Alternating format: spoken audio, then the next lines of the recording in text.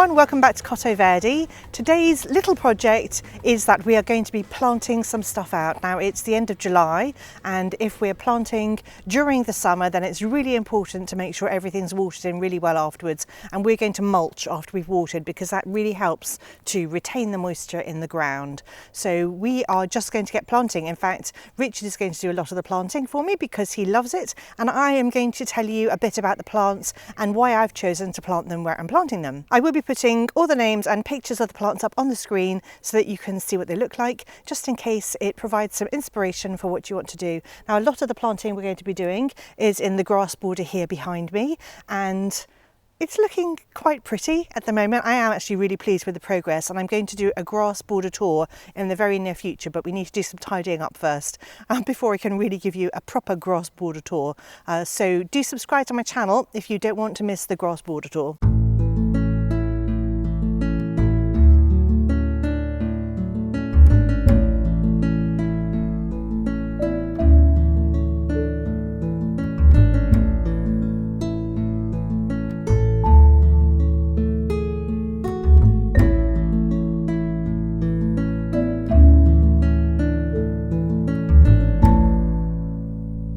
So at the moment, right in the middle of this grass border, we're planting a Hydrangea grandiflora.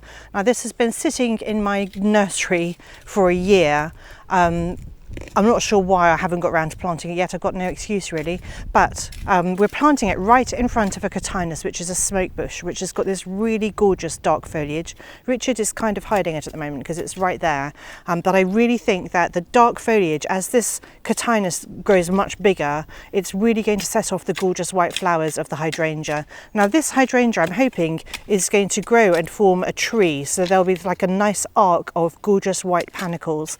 Over here, this is a white lilac that I've lost the name of, so I'm not sure exactly which variety it is, but this one obviously is over by sort of April, May definitely.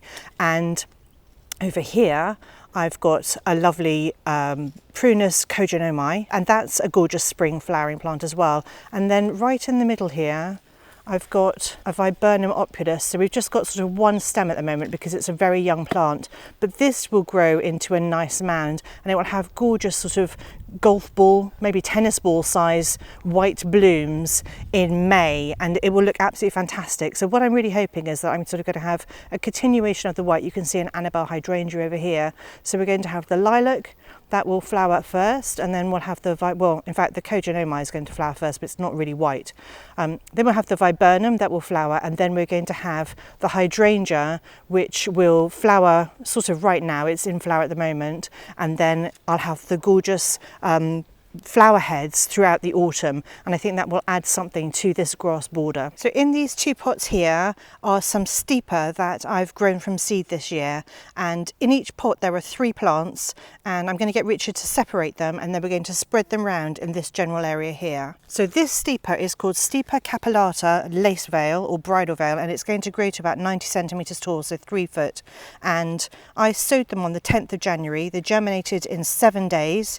I had a very low germination rate, and in fact Cosmo killed a couple of them, my kitten, by jumping on them. So what I did when I potted them up is I just put them all in the same pot, but actually what I'm going to do now, because they've grown on quite a bit, is I'm going to separate them.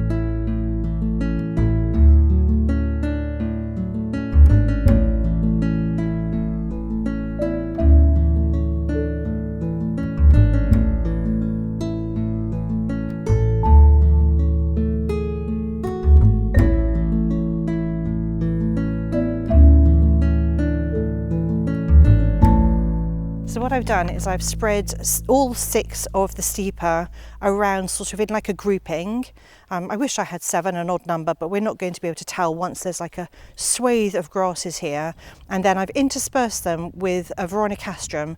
It's a white one, so this is veronicastrum alba, which is going to create these lovely white spikes. The lace veil makes these really dense clumps of grey-green foliage.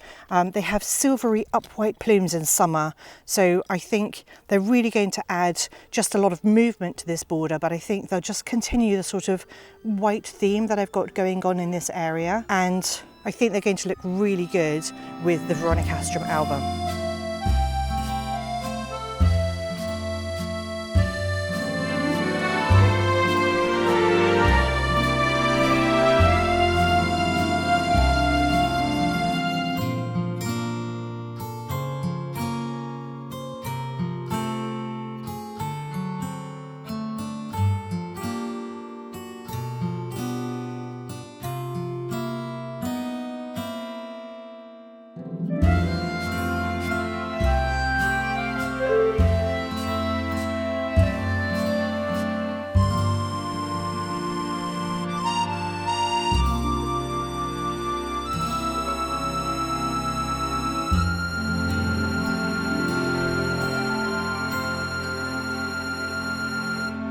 This next grass we're planting is called Schizachyrium scorparium prairie blues. It's a little blue stem and it's going to grow to 1.2 metres tall, so that's about 4 foot. And this one I sowed on the 28th of March and it germinated by the 1st of April, so it germinated really quickly, but I didn't have great germination on it. This is a really fine, highly ornamental, eye-catching variety of little blue stem. Again, it's going to form really dense clumps. They're quite tidy, and then they've got these upright, stiff, ribbon-like greyish-blue foliage. And the best thing about this grass is that it turns a wonderful warming reddishy orange in autumn. In late summer, again, it's got silvery, really fluffy, very ornamental seed heads that are great for flower arranging. So along the front of the grass border here, I'm planting some sedums. This is a really hot south facing side. I think they're going to be really happy here, and I'm hoping to form some sort of not a hedge, but definitely some lovely clumps. The first one we're planting is this gorgeous variegated one. This one is called Sedum lahos, and it's going to grow to 50 centimetres tall and 50 centimetres wide, so that's, you know, nearly 2 foot. It has lovely pink flowers, but the best thing about this particular sedum is that it's got lovely variegated foliage. Now, I just bought one plant and I'm hoping to be able to take cuttings from this over the years, and then we'll just have a really nice clump. It's really easy to take sedum cuttings. All the other sedums that Richard's planting along here are sedums that I took cuttings from the sedum that's in my front garden. So these I've just been growing on over time. Some of them look a little bit ropey because I've been growing them on for a year or two and I just haven't got around to planting them out yet, so we're planting them now. And some of them look quite good and they're forming flowers already. They're probably the cuttings that I took earlier on this spring when I knocked a few off when I was giving them the Chelsea chop.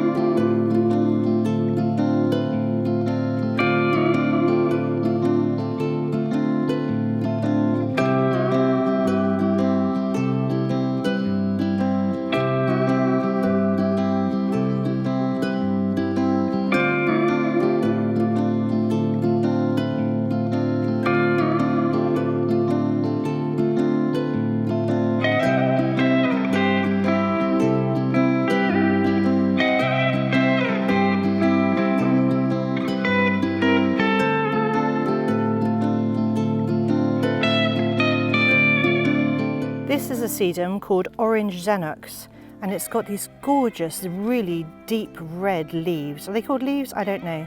It is flowering. This one has been in my plant nursery again for a little bit of time, so it definitely needs to get in the ground, and we are going to plant it right here in front of some oregano. I think the colours will really complement each other.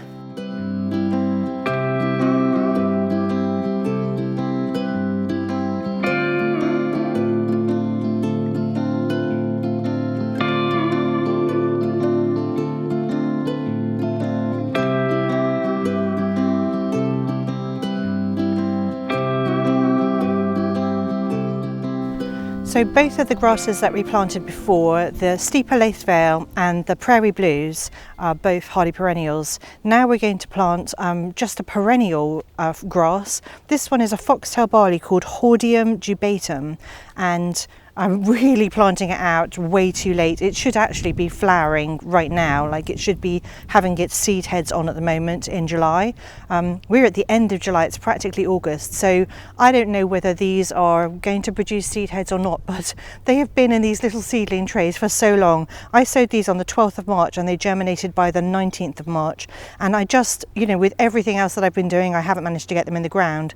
So we're putting them in the ground today, and some of them look a little bit dead. They may need some water, so I don't know what's going to happen, but I think it's worth a try, and I just want to see if I can produce these gorgeous seed heads. They produce really attractive, creamy, feathery, flowery spikes, and I really would like to see whether I can get any to grow this year. If I'm lucky, we should have some by September. So this is where we're going to pop the Hordeum jubateum, just in front of the yarrow here. It's a gorgeous pink yarrow, and with any luck I will get some flowers, but this is only an annual, and so we will just pull them out if they don't produce anything and plant something different next year. Well, I really hope you've had fun with us today as we've added some more things to the grass border. Maybe it's given you some inspiration for some grasses that you could grow next year from seed and add to your borders. I just think grasses add so much movement. Now I do have a grass border, but it's loose terms because there's more than just grass in this border. So I just really enjoy planting up something that I call the grass border because it's got more grasses in it than I have elsewhere in my garden. If you've enjoyed this video today, do give it a like, and if you'd like to see more from this channel and from my garden, then do subscribe to my channel. I'd love to have you follow along. Anyway, thanks for watching, and I'll see you all next time.